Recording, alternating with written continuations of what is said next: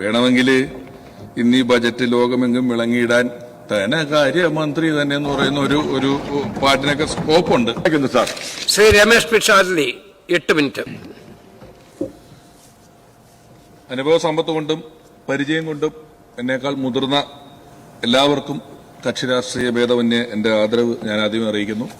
കേരളത്തിലെ ഉത്സവപ്പറമ്പുകളിലെയും പള്ളിപ്പറമ്പുകളിലെയും പിന്നീട് ലോകമെങ്ങാടും മലയാളികളുള്ള സ്ഥലങ്ങളിലെല്ലാം ഓഡിറ്റോറിയങ്ങളിലെയൊക്കെ മൈക്കുകളിലൂടെ സംസാരിച്ച എനിക്ക് ഇന്ന് ജനങ്ങളുടെ ശബ്ദമായി ഈ നിയമസഭയിലെ മൈക്കിലൂടെ സംസാരിക്കാൻ അവസരം തന്ന പാലക്കാടുള്ള ജനങ്ങൾക്ക്, ആ ജനങ്ങളുടെ ഇടയിലേക്ക് എന്നെ പറഞ്ഞുവിട്ട പാർട്ടിക്ക്, നേതൃത്വത്തിന്, മുന്നണിക്ക് എല്ലാവർക്കും നന്ദി പറയാൻ ഞാൻ ഈ അവസരം ഉപയോഗിക്കുകയാണ്. സാർ, നന്ദി. പണം കൊടുത്ത് വിജയിക്കാനാകില്ല എന്ന് അരിയാഹാരം കഴിക്കുന്ന പാലക്കാടുകാർ തെളിയിച്ച ഒരു വിജയമായിരുന്നു ഈ വിജയം.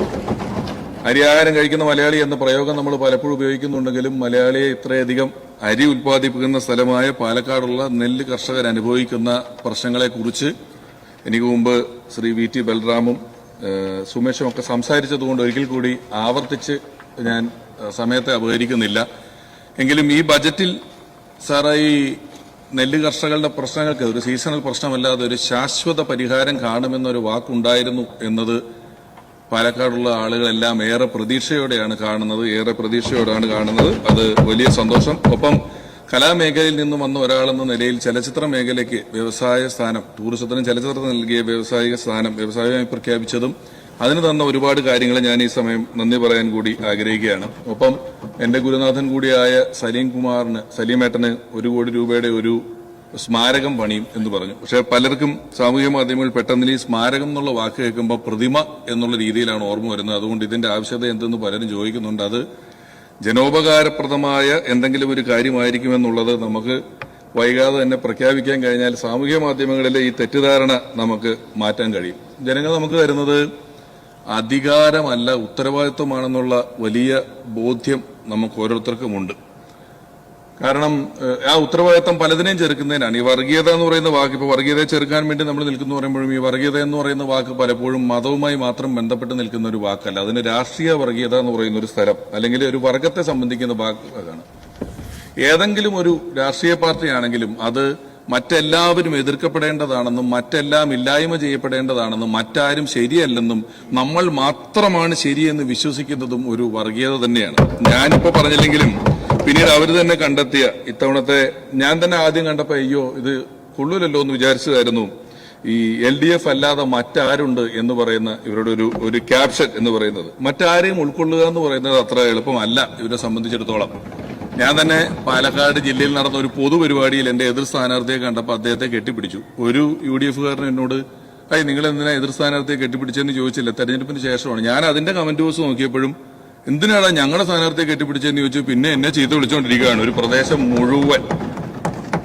ഞാൻ ഇതെന്താ ഇവരിങ്ങനെ വിളിക്കുന്നതെന്നൊക്കെ ആലോചിച്ചപ്പോഴാണ് അറിഞ്ഞത് നമ്മുടെ പ്രിയപ്പെട്ട ജനീഷിന് ചോറ് കൊടുത്തതിന്റെ പേരിൽ ഒരാളെ പാർട്ടിയിൽ നിന്ന് പുറത്താക്കിയിട്ടുണ്ടായിരുന്നു എന്നുള്ളത്. അപ്പൊ ഇപ്പോഴും ഇൻക്ലൂസീവായി ചിന്തിക്കുക എന്ന് പറയുന്നത് ഇവർക്ക് സാധിക്കുന്നില്ല. അതെന്താണെന്ന് എനിക്കറിയില്ല. ഇൻക്ലൂസീവായി ചിന്തിക്കാൻ ഇന്ത്യയെ പഠിപ്പിച്ച ഒരു പാർട്ടിയുടെ പ്രതിനിധിയായി നിൽക്കാൻ കഴിയുന്നു എന്ന് പറയുന്നത് എന്റെ ഏറ്റവും വലിയ ഭാഗ്യമായി ഞാൻ കരുതുന്നു. കാരണം പലരും ചോദിച്ചു എന്തുകൊണ്ടാണ് കോൺഗ്രസ് എന്ന് പറയുന്ന ഒരു പാർട്ടിയിലേക്ക് വരുന്നത് എന്ന്. കാരണം ഇന്ത്യക്ക് സ്വാതന്ത്ര്യം കിട്ടുന്നത് 200 കൊല്ലത്തെ ബ്രിട്ടീഷിന്റെ ഭരണം കഴിഞ്ഞിട്ടാണ്. സ്വാതന്ത്ര്യം കിട്ടുന്ന സമയത്ത് ഇന്ത്യയുടെ വിദ്യാഭ്യാസത്തിന്റെ ശതമാനം 12 ശതമാനമാണ്. ലിറ്ററസി 12%. മനുഷ്യന്റെ ശരാശരി ആയുസ്, ഇന്ത്യക്കാരന്റെ ആയുസ് 35 വയസ്സാണ്. കമ്മ്യൂണിക്കേഷന് യാതൊരുവിധ മാർഗങ്ങളുമില്ല. റേഡിയോ പോലും ഒരു ഗ്രാമങ്ങളിലില്ല. ഭാഷയില്ല, വിദ്യാഭ്യാസമില്ല. മലേറിയയും കോളറയും പോലെയുള്ള വലിയ വലിയ അസുഖങ്ങൾ പിടിച്ചിരിക്കുന്നു. ആ സമയത്ത് ഇന്ത്യയുടെ ഏറ്റവും പ്രാധാന്യം അറിയിക്കുന്ന ലക്ഷ്യം റോഡുകളോ പാലങ്ങളോ ഒന്നും ആയിരുന്നില്ല. ഇന്ത്യ അത്ര വാഹനങ്ങളുമില്ല. ഇന്ത്യയെ നിവർത്തി നിർത്തുക, നേരെ നിൽക്കുക, നട്ടൽ നിവർത്തി നിൽക്കാൻ പഠിപ്പിക്കുക എന്നുള്ളായിരുന്നു. അങ്ങനെ ഒരു ഉദ്യമം ഏറ്റെടുത്ത് 10-50 വർഷം കൊണ്ട് ഇന്ത്യയെ ഹരിത വിപ്ലവത്തിലൂടെയും വ്യവസായിക വിപ്ലവത്തിലൂടെയും പഞ്ചവത്സര പദ്ധതികളിലൂടെയും നിവർത്തിയ ഒരു പ്രസ്ഥാനം. അങ്ങനെ നിൽക്കാൻ പഠിച്ചപ്പോഴാണ് BJP അധികാരത്തിലെത്തുന്നത്. BJPക്ക് അധികാരത്തിലെത്തുമ്പോൾ കയ്യിൽ മൊബൈൽ ഫോണുമായിട്ടുള്ള ഇന്ത്യക്കാരെയാണ് കിട്ടിയിട്ടുള്ളത്.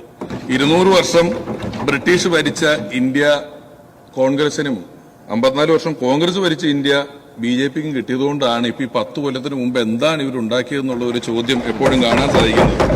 ഈ രാഷ്ട്രീയത്തിൽ അങ്ങനെ പുതിയ ചരിത്ര നിർമ്മാണങ്ങളിലൂടെ അപഖ്യാതി പറഞ്ഞു വരുത്തുന്നതിലൂടെ കോൺഗ്രസ് എന്ന് പറയുന്ന UDF എന്ന് പറയുന്ന ഈ ഒരു പ്രസ്ഥാനം പാർശ്വവൽക്കരിക്കപ്പെടുന്നു എന്ന് തോന്നുമ്പോൾ പാർശ്വവൽക്കരിക്കപ്പെടുന്നവരോടൊപ്പം നിൽക്കുന്നതാണ് ഏറ്റവും നല്ല രാഷ്ട്രീയമെന്ന ബോധ്യമുള്ള എനിക്ക് ഒരു പൗരനെന്ന നിലയിൽ എന്റെ പൗരബോധത്തിന്റെ ഭാഗമായി ഈ പ്രസ്ഥാനത്തോടൊപ്പം ചേർന്ന് നിൽക്കുക എന്നത് ഏറ്റവും അനിവാര്യമായ കാര്യമായിരുന്നു എന്ന് ഞാൻ മനസ്സിലാക്കുന്നു. അങ്ങനെ ഏറ്റവും അനിവാര്യമായ ഒരു പൗരന്റെ കടമ ചെയ്തുകൊണ്ടാണ് ഇത്തവണ കേരളത്തിലെ ഓരോ ജനങ്ങളും നമ്മുടെ പാർട്ടിയെ പാർശ്വവൽക്കരിക്കപ്പെടുന്ന നമ്മളോടൊപ്പം ചേർന്ന് നിന്നതും നമ്മളിന്ന് മുഖ്യധാരയിലേക്ക് ഏറ്റവും സജീവമായി തിരിച്ചു വന്നിട്ടുള്ളതും അവരോടും നന്ദി പറയാൻ ഈ അവസരം ഉപയോഗിക്കുന്നു. ബഡ്ജറ്റിനെ കുറിച്ച് ഉള്ള അവലോകനമാണ്. ബഡ്ജറ്റിനെ കുറിച്ച് ഇനിയും നമ്മുടെ തന്നെ പാർട്ടി അല്ലെങ്കിൽ നമ്മുടെ തന്നെ ബഡ്ജറ്റാണ്. അതിനെക്കുറിച്ച് ഇനിയും ഞാൻ ഒരുപാട് ഇവിടെ നിന്ന് പ്രസംഗിക്കുക എന്ന് പറയുന്നത് ഒരു നല്ല കാര്യമല്ല. വേണമെങ്കിൽ ഇന്ന് ഈ ബജറ്റ് ലോകമെങ്ങും വിളങ്ങിയിടാൻ ധനകാര്യമന്ത്രി തന്നെ എന്ന് പറയുന്ന ഒരു പാട്ടിനൊക്കെ സ്കോപ്പുണ്ട്. പക്ഷെ നമ്മളത് ചെയ്യുന്നില്ല. ഏറ്റവും കാര്യമായി തിങ്ക് ടാങ്ക്, ജെൻസി പോലെയുള്ള ഒരുപാട് വാക്കുകൾ മുൻപ് ബജറ്റുകളിൽ കേട്ടിട്ടില്ലാത്ത വാക്കുകൾ കേട്ട ഒരു ബജറ്റാകൊണ്ട് തന്നെ ഇത് കാലത്തിനൊപ്പം നിൽക്കുകയും കാലത്തിന് മുന്നേ സഞ്ചരിക്കുകയും ഒക്കെ ചെയ്യുന്ന ഒരു ബജറ്റാണ്. ഈ ബജറ്റിനെ ഞാനും ഏറ്റവും ഹൃദയപൂർവ്വം സ്വീകരിക്കുന്നു, സ്നേഹിക്കുന്നു. കടമ ചെയ്ത വഴിയും അല്ലാതെയും നമുക്ക് ഈ വലിയ വിജയം സമ്മാനിച്ച ജനങ്ങളോട് നന്ദി പറഞ്ഞുകൊണ്ട് ഉത്തരവാദിത്വം പറഞ്ഞുകൊണ്ട് എന്റെ 2 മിനിറ്റ് ഞാൻ ദാനം ചെയ്തിരിക്കുന്നു. അപ്പൊ ഒരിക്കൽ കൂടി എല്ലാവർക്കും ഹൃദയപൂർവ്വം നന്ദി. Thank you.